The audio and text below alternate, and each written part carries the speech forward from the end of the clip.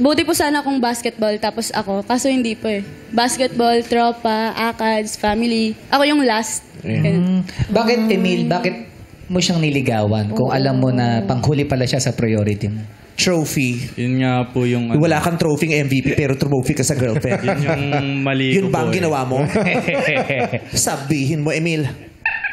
Ay, nadaan din po sa masasayang po, pagsasama po namin. Tapos yun. Or baka yung...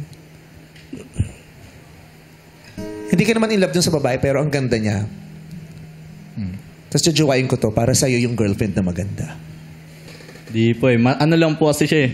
Ang saya po kasi kasama ni Amber. Tapos kala ko sabihin, hindi po. At saka hindi rin naman din siya ganun kaganda. Feel ko para may tagadampot siya ng bola.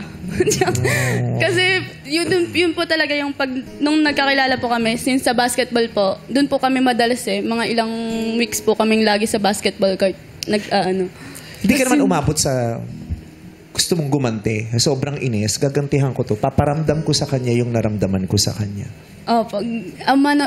Pero hindi po sa basketball. Minsan po kasi, ako po kasi, madaldal ako. Yung nakikipagkwentuhan ako sa kanya, nagchichika ako ng mga nangyayari sa akin. Kaso, siya hindi parang interested. Parang hayaan mo sila, ganyan, hayaan mo na. Ganun. So, bale, nililesen ko na. Tapos kapag siya naman yung nagkakwento, hindi ko na din masyadong ina-entertain kasi nga hindi naman siya ganun sa akin. Sino nakipaghiwalay? Ako po. Grabe si Emil. Bakit ikaw pa yung nakipaghiwalay, Emil? Po kasi, di ba, nung varsity po ako nun.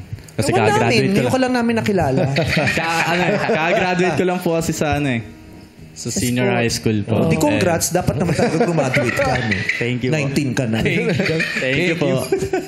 Tapos yun po. Tapos focus po sa basketball nun. Talagang wala na po akong time sa kanya nun kay Amber po. Naapektuhan na rin po siya.